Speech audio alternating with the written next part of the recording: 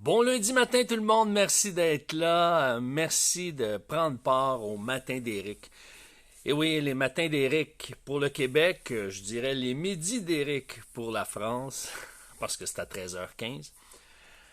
Alors, j'espère que vous avez passé une belle fin de semaine, hein? Pour moi, on dirait que les fins de semaine passent toujours trop vite. Le temps passe vite. Plus je vieillis, plus le temps passe vite. Ma mère me dit un jour, Éric, une vie, c'est vite passé. Effectivement. Alors, vendredi dernier, qu'est-ce qui s'est passé? Eh bien, on a terminé la semaine en répondant à la question suivante. Comment réagir lorsque mon partenaire a momentanément besoin d'espace? Tout d'un coup, il a besoin d'espace, on sent qu'il est plus distant, moins à l'écoute, moins disponible, moins disposé. Donc, il cherche à s'éloigner. Et ne le prenez pas mal, mesdames, c'est un cycle tout à fait normal. On va en parler un peu plus cette semaine en détail. Mais aujourd'hui, quelle est la question du jour? Eh bien, qu'ont-elles de spécial, ces femmes-là? Ces femmes qui réussissent à faire parler leur homme, qui réussissent à faire parler leur partenaire. Est-ce qu'elles ont quelque chose de spécial? Je vous dirais, comme il n'y a pas d'homme de parfait, il n'y a pas de femme de parfaite. Mais il y a un petit quelque chose que ces femmes-là qui réussissent à faire parler leur homme. Quand je dis faire parler, parler cœur à cœur, là, les amener sur le sentier du cœur.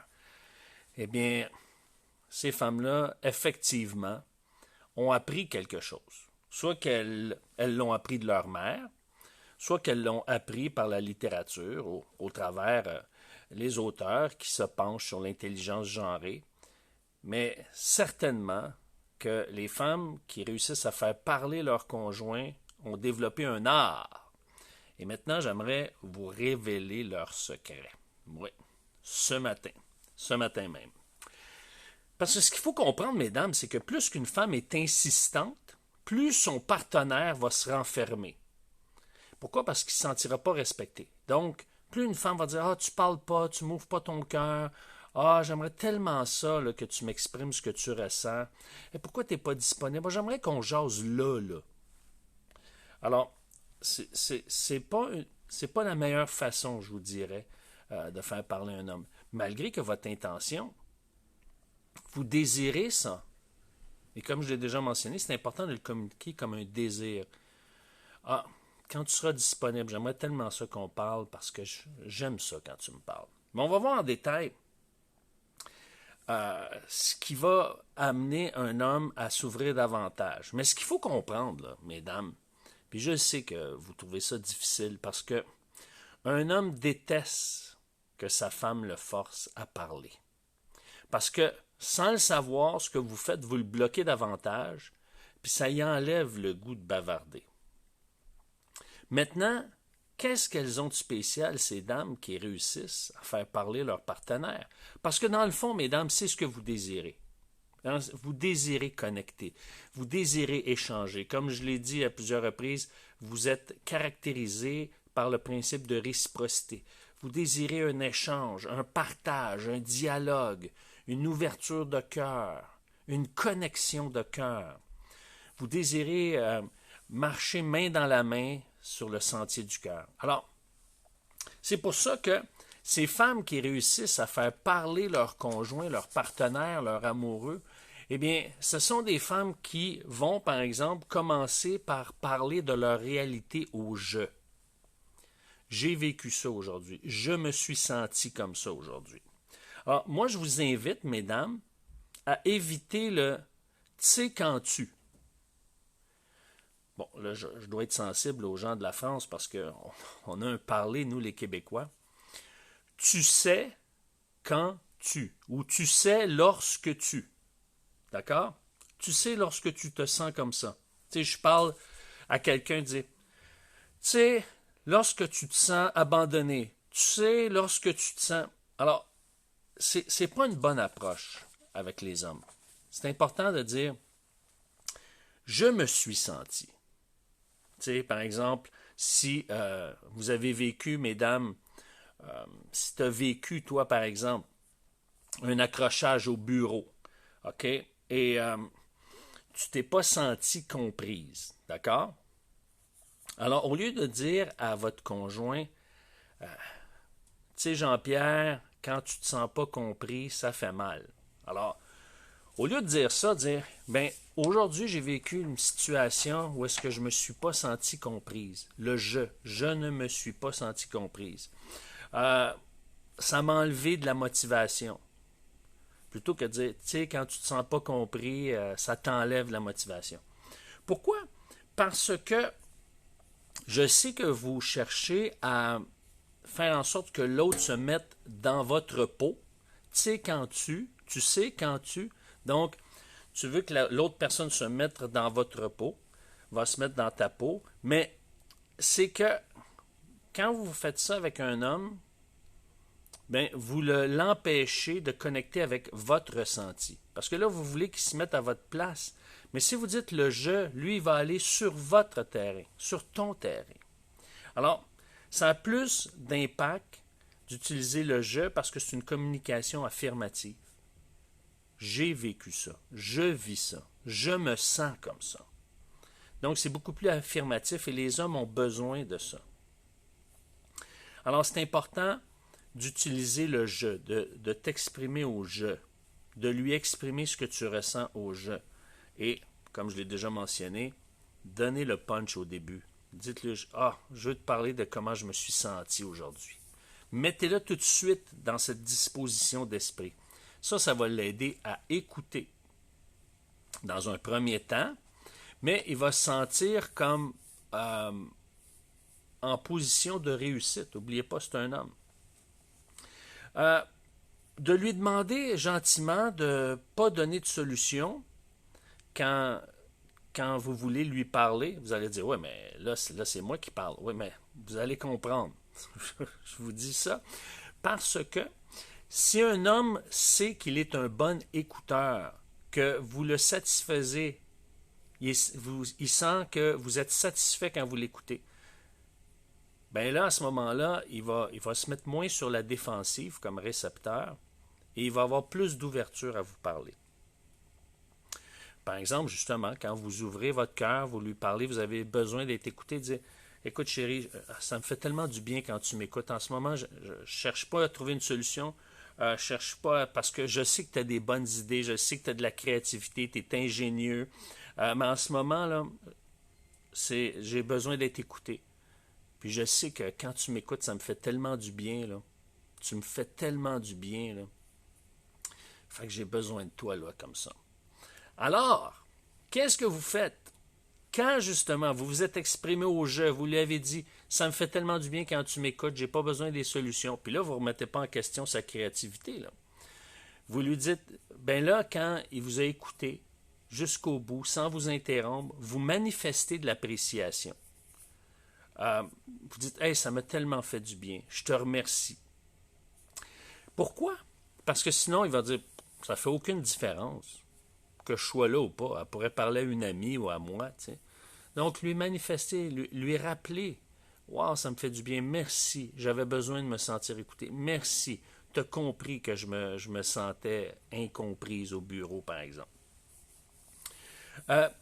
Donc, parler au jeu, demander gentiment qu'il vous écoute, de le verbaliser comme un souhait, comme un désir. Et puis de le rassurer sur le fait que c'est un homme créatif, il est capable d'amener des bonnes solutions, mais là, en ce moment, ce n'est pas votre besoin. Donc, ce n'est pas un reproche qui ramène des solutions, mais c'est plutôt que là, vous exprimez clairement votre besoin. Et vous ne réagissez pas s'il ne parle pas. Tu sais, par exemple, ben quoi, tu n'as rien à dire? Qu'est-ce qui se passe? Pourquoi tu es silencieux? De ne pas réagir. Le remercier pour le fait qu'il ait écouté. Donc, il ne sentira pas de la pression qu'il est obligé de parler. Il a rencontré son rôle d'écouteur. Maintenant, vous pouvez lui dire, qu'est-ce que tu en penses, toi? Comment tu vis ça? Maintenant, vous le laissez aller comme ça. Et vous allez comprendre cette semaine parce que je vais expliquer que les hommes sont des élastiques. Alors ça, c'est important. Et quand il va se mettre à parler, et là, c'est important, là, vraiment important, eh bien, de ne pas mettre de la pression pour qu'il en donne davantage, de ne pas lui faire de reproches parce que ça a été dit un peu croche, par exemple, mais de lui donner de l'espace pour qu'il parle librement, sans contrainte. Donc, comment vous pouvez faire ça? Tout simplement en commençant par lui demander « Hey, comment a été ta journée? Sens-tu que tu as fait tout ce que tu voulais aujourd'hui? Comment a été l'atmosphère de travail aujourd'hui? Est-ce que tu as été dérangé aujourd'hui? Est-ce que tu as eu beaucoup de dérangements? Parce qu'oubliez pas, un homme, quand il essaie d'accomplir une tâche A, puis il veut l'amener au point B, eh bien, s'il est dérangé continuellement, ça le stresse, parce que lui, sa satisfaction, c'est d'atteindre son objectif. Donc ça, c'est une belle façon de le faire parler, puis de l'écouter, et de le remercier, de dire « Hey, merci d'avoir parlé, merci de m'avoir raconté ça, c'est intéressant. » Puis peut-être, si vous a raconté quelque chose la veille, lui revenir le lendemain pour lui démontrer que « Hey, je me suis souvenu de ce que tu m'as dit hier, même si c'est un détail qui pour vous n'a pas nécessairement une grande valeur, mais ça va simplement lui montrer que vous êtes à l'écoute, tu es à l'écoute. » Alors, commence par parler de ta réalité au jeu. Donc, il va se sentir moins menacé. Il va chercher à comprendre ce que tu dis. Demander gentiment à lui dire de ne pas amener des solutions, mais plutôt dire, là, en ce moment, j'ai besoin de toi, j'ai besoin que tu m'écoutes, j'ai besoin que je veux te partager comment je me sens en ce moment. Mettre l'accent sur votre ressenti, donner le punch au début. Manifester de l'appréciation lorsqu'il écoute. Ne pas réagir s'il ne parle pas. Et donner de l'espace pour qu'il parle sans pression, sans reproche. Donc, lui lancer des questions qui vont l'amener à parler, puis même si c'est pas beaucoup, le peu qu'il va exprimer, mais vous l'appréciez. Tu sais, vous lui dites pas, par exemple, c'est tout, tu as juste ça à dire,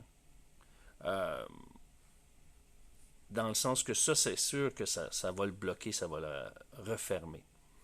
Maintenant, en utilisant ces moyens-là, vous allez tranquillement l'amener à prendre goût à s'exprimer. Et c'est ça qui fait que certaines femmes réussissent à faire parler leur partenaire parce qu'elles leur donnent le goût de s'exprimer dans un environnement qui n'est pas menaçant pour un homme, et parce que la façon que les hommes discutent, s'ouvrent leur cœur, et la façon que les femmes le font, c'est très différent. Nous, les hommes, on est beaucoup plus informatifs. Vous, mesdames, vous êtes beaucoup plus dans le ressenti. Vous recherchez à être comprises dans ce que vous ressentez, de ce que vous vivez comme émotion au travers d'une situation. Nous, on est plus centrés sur les faits. Donc, pour que ça soit transféré, ça, pour que nous, on transfère de plus en plus dans votre réalité, pour qu'on connecte, puis qu'on puisse apprendre de vous. Parce qu'on en a besoin, nous, les hommes, de s'exprimer émotionnellement. Exprimer, de parler cœur à cœur, d'entrer dans les sentiers du cœur. Alors ça, c'est important pour nous. Mais maintenant, on a besoin de vous pour nous accompagner, puis qu'on puisse se sentir de moins en moins menacé. Parce que ce sentiment-là de se sentir menacé, c'est une mauvaise interprétation de vos intentions. On vous lit d'une mauvaise façon. Mais maintenant, vous avez la clé entre les mains pour déjouer ce mécanisme-là qu'on a, désamorcer ces fausses impressions-là et nous amener, nous les hommes, et d'amener votre conjoint, votre partenaire spécialement, parce que c'est ça votre intention, à connecter, à parler. Donc, ça doit se faire tranquillement, progressivement. Évidemment, ça va vous demander, mesdames, de la patience. Je sais que certaines d'entre vous avaient été extrêmement patientes pendant des années. Mais je crois sincèrement, puisque c'est la recherche qui le démontre et qui nous donne des pistes, que ces pistes vont vous aider à progressivement transformer votre communication en relation de couple. C'est ce que je vous souhaite de tout cœur. Alors demain, mesdames, demain, comprendre le cycle de l'intimité masculine. comprendre. Oui, on a un cycle d'intimité, nous, mais il est différent. Il est différent du vôtre. Et c'est pour ça on va tenter de le comprendre à partir de demain. Merci, je vous souhaite un bon lundi. Passez une agréable journée. À demain. Ciao.